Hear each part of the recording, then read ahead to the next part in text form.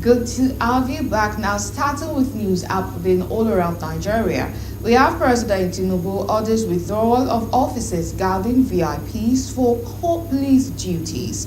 President Bola Tinubu ordered the withdrawal of police officers currently providing security for very important persons in the country.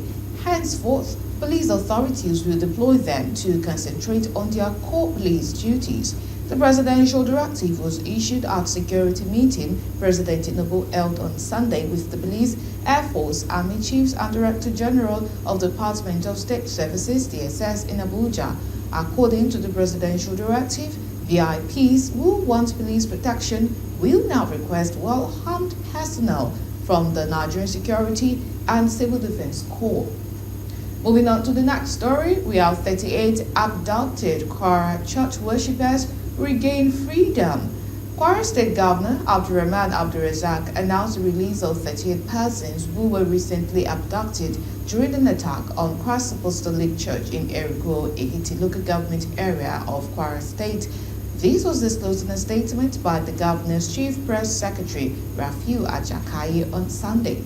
The statement highlighted the key role of federal authorities and security agencies in securing release of the abductees. The governor credited President Bola Tinubu for his hands-on involvement in the rescue operation. Moving on to the next, we have FCTA to begin promotion exam for 8,000 workers on Tuesday. The Federal Capital Territory Administration will on Tuesday, November 25, 2025, begin computer-based test promotion examination for 8,000 staff across 165 different cadres in the administration and Federal Capital Development Authority. The chairman of the FCT Civil Service Commission, Emeka Eze, disclosed this in a statement released on Sunday, adding that the exams will run for 5 days ending on Saturday, November 29, 2025. And lastly, for national news, we have NDLEA dismantles drug syndicate and intercept drug consignment. In a blistering crackdown on drug trafficking organizations across the country, operatives of the National Drug Law Enforcement Agency (NDLEA) dismantled no fewer than 6 syndicates, leading to the seizure of tons of assorted illicit drugs and the arrest of 9 kingpins in a series of intelligence-led interdiction operations.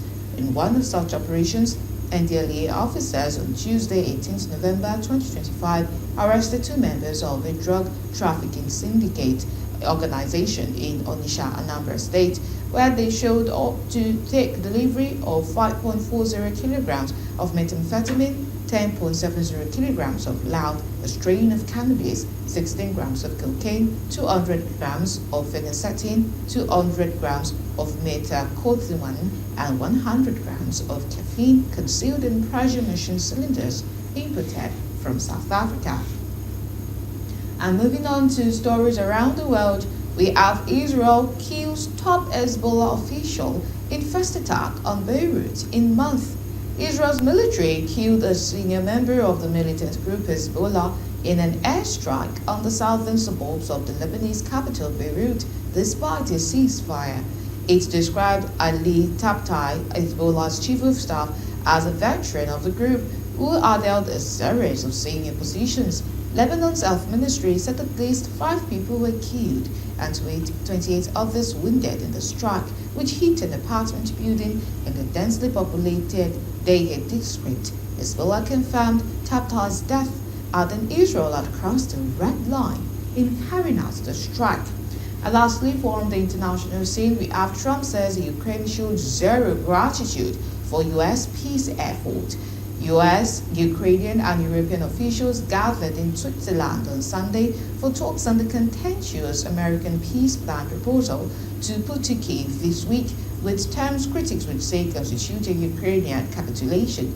U.S. President Donald Trump, meanwhile, suggested on Saturday that there is room for further negotiations.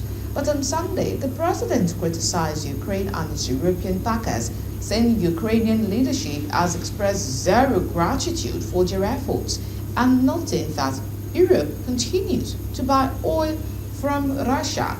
And that's all we have for you this morning from the top 5 at 7.